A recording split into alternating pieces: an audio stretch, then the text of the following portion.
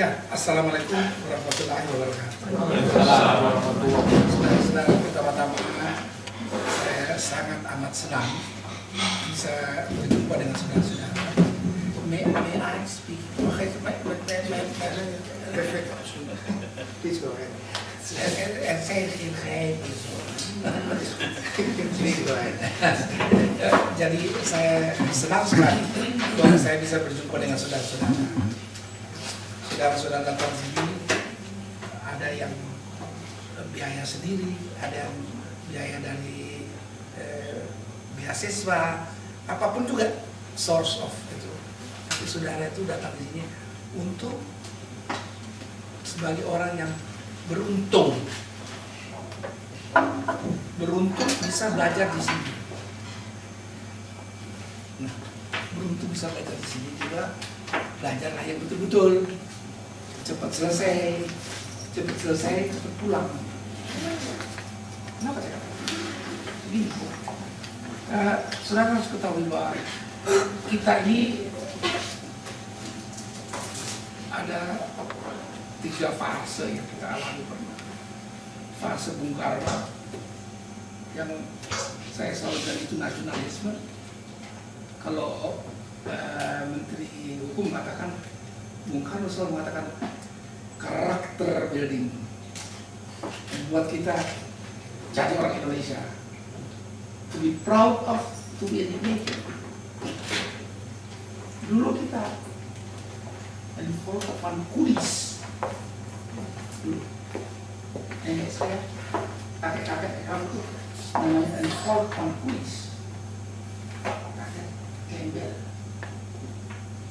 Bagaimana coba di tanah air kita sendiri, kita dari kelas 3, yang pertama orang Belanda, orang Cina sama orang Arab baru pribumi. Nah sekarang semenjak tahun 45 kita merdeka. Merdeka itu tidak begitu saja gratis katanya. Tidak bisa muncul sebagainya. Enggak. Ada proses kebangsaan. Tahun ini kita memperingati 100 tahunnya kebangkitan nasional. 80 tahun Sumpah Pemuda. 2 ini menjadi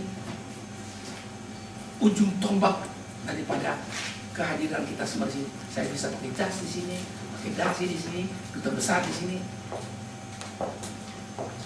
Saudara mungkin nggak merasakan, saya merasakan. Saya merasakan semua zaman saya rasakan itu. Zaman Belanda, zaman ini, zaman ini, zaman ini.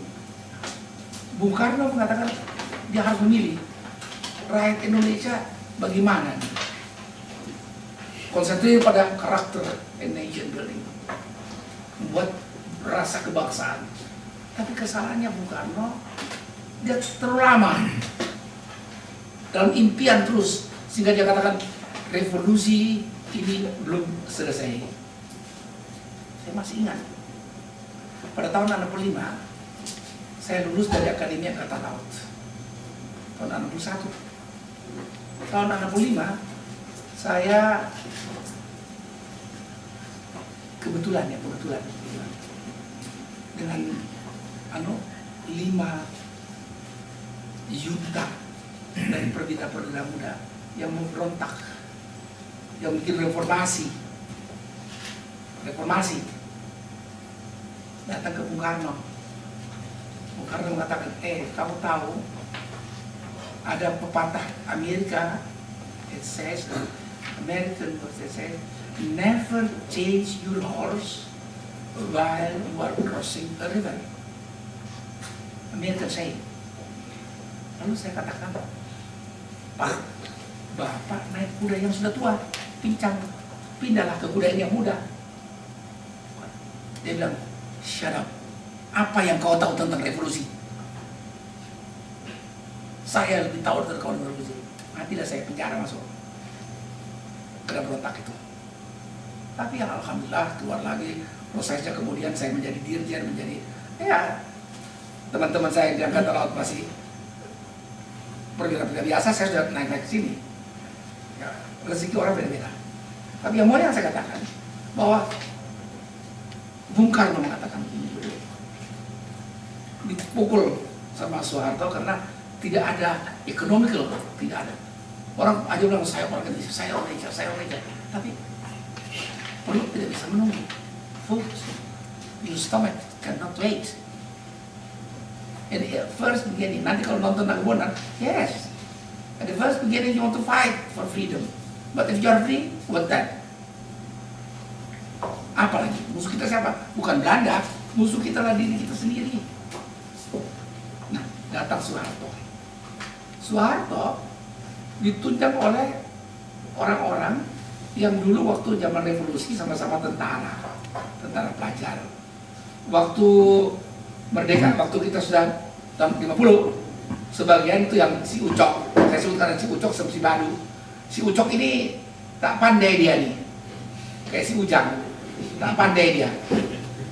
Dia bilang, udah Cok, kau pandai-pandailah kau Cok, kau pergilah sekolah ke universitas, aku jadi tentara saja, bisa aku juga jadi tentara, kan?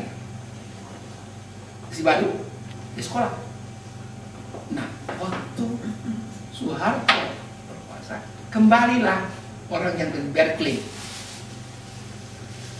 di Joyo, Ali Wardana, Radius Prawiro yang tamat dari sini, Erasmus, itu semua datang ekonomi, sehingga Soeharto mementingkan pembangunan ekonomi.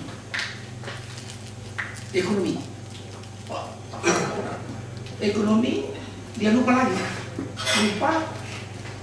kalau ekonomi dia teorinya Soeharto ini, we have to make 100 rich Indonesians and hopefully that 100 will spread out to 100 people, but it did not work like that. That 100 will stay 100. Nah, ini yang kesalahan daripada dalam Soeharto. Banyak si mati juga Lim Sutyo begitu kaya, si dari Limpo Bank, si ini. Tapi yang si Ucok yang dibawa ya tetap aja dibawa terus. Goncang. Mahasiswa lagi. Kalau pertama tahun 65 mahasiswa yang menjadi pendobrak terhadap Soekarno, yang tidak mungkin sebenarnya. Soekarno itu kawan, he is the founding father, bisa diturunkan oleh mahasiswa. Begitu juga Soeharto sudah bikin begitu, tapi dia lupa terbuai dan turun naik. Tapi ini masih mahasiswa lain datang reformasi. Nah, silakan yang reformasi, atas nama reformasi segala macam boleh. Saya perumpamaan, saya pernah duduk di London. Kalau di London, an old lady is going with her dog to the Hyde Park. At the Hyde Park, she released the leg, and then the hawk is running from one corner to the other. At the end, the dog will come back at the. That is our reformation. Semua mau ini, semua ini. Pokoknya salah sedikit demonstrasi, salah sedikit mogok. Nah kalau mogok, pabrik-pabrik lari. Apa turun? Apa naik? Pendapatan turun. Pengangguran naik. Gak ngerti dia. Saya bicara sama saya ini, mungkin saudara pernah kenal namanya Hariman Sirgar. Pernah dengar namanya? Legendaris Hariman Sirgar. Itu cuma nunduk kepada saya. Karena saya dianggap ini bapak dulu berontak juga, sama kita berontak. Kau masuk penjara di mana? Aku masuk penjara jadi.